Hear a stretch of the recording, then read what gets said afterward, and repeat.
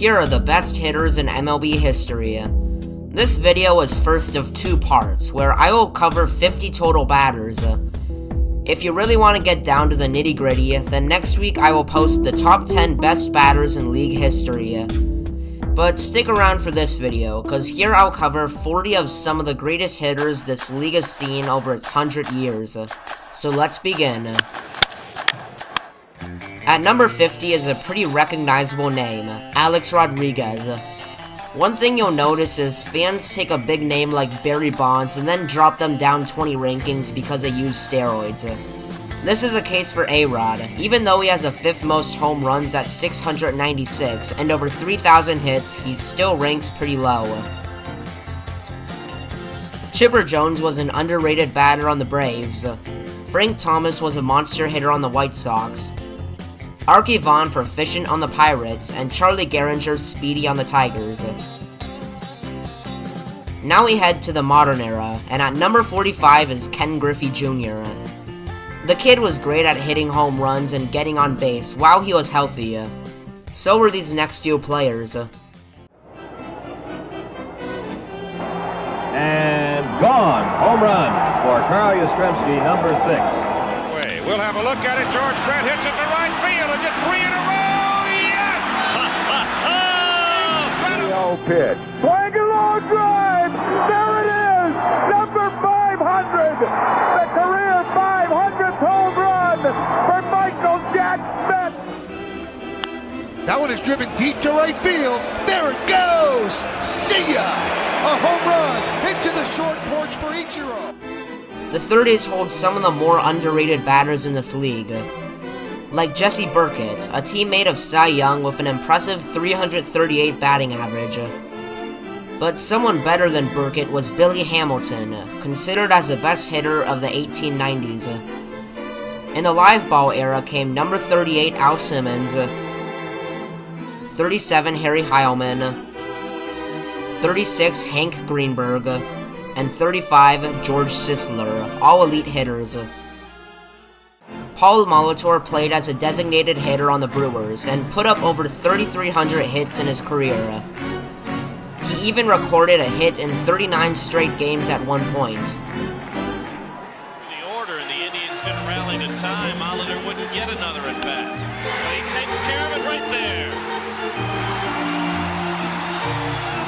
39 in a row. Next up is Manny Ramirez. Ramirez is another user of performance-enhancing drugs, but he still recorded 555 home runs and was a beast in the postseason. Dan Bruthers at 32 and Cap Anson at 31 were from the 19th century, and Paul Wainer at 30 and Mel Ott at 29 were also good at getting on base. Derek Jeter is well known for his defensive skills, but he was also a skilled batter when he played with the Yankees.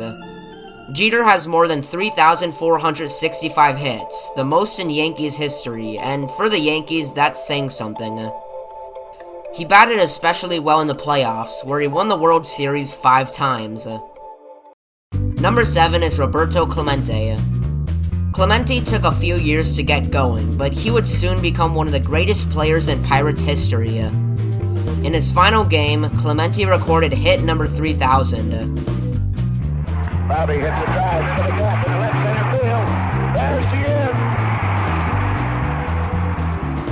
end. Ed Dohanty has the 5th highest batting average in the majors.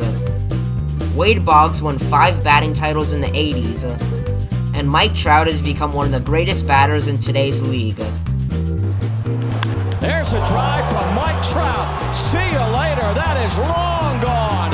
Almost to the concourse in left field. Mike Trout rips one. Miguel Cabrera at 23 put up some great stats, including over a 300 batting average, 3,000 hits, and 500 home runs. His Triple Crown 2012 season basically summed up his entire career. The last Triple Crown winner before him came in 1966 by Frank Robinson. Robinson was a 2-time MVP and scored 568 home runs. Rod Carew didn't score a lot of home runs, but he was very consistent in the 70s at getting hits. These next few batters played in a much older era, including Nap Lajoie, Jimmy Fox, Shoeless Joe Jackson, and Eddie Collins.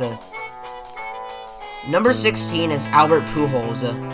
Pujols was a great overall batter during a stretch in St. Louis. Along with multiple World Series victories and 3 MVPs, he also ended 5th in career home runs, 11th in hits, and 3rd in RBIs. 2 Dodger teammates, Mickey Mantle and Joe DiMaggio, were also great sluggers.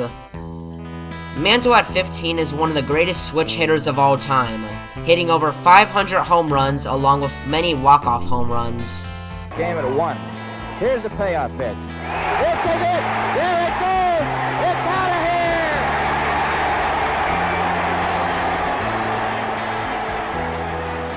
here! And at 14 is Joe DiMaggio, who was basically an MVP candidate in his first season. He famously holds a record for a 56-game hitting streak. And speaking of records, this next batter, Pete Rose, has one of the most prestigious records in all of baseball, the most hits in MLB history. Rose broke the record by recording a hit 4,256 times, with a comfortable lead to second. In the 70s, Rose also won 3 World Series in the Big Red Machine. Now, at number 12 is Honus Wagner, the Flying Dutchman. Wagner was very consistent at getting hits during the dead ball era, and along with getting on base, Wagner was also great at stealing them. He is considered as one of, if not the greatest Pirates of all time. And finally, at number 11 is one of the greatest Cardinals of all time, Stan Musial. Stan the Man played 22 long seasons from the 40s to 60s, and ranked 4th all-time in hits in MLB history. The 3-time MVP ironically also hit 1,815 hits at home and 1,815 on the road in his career.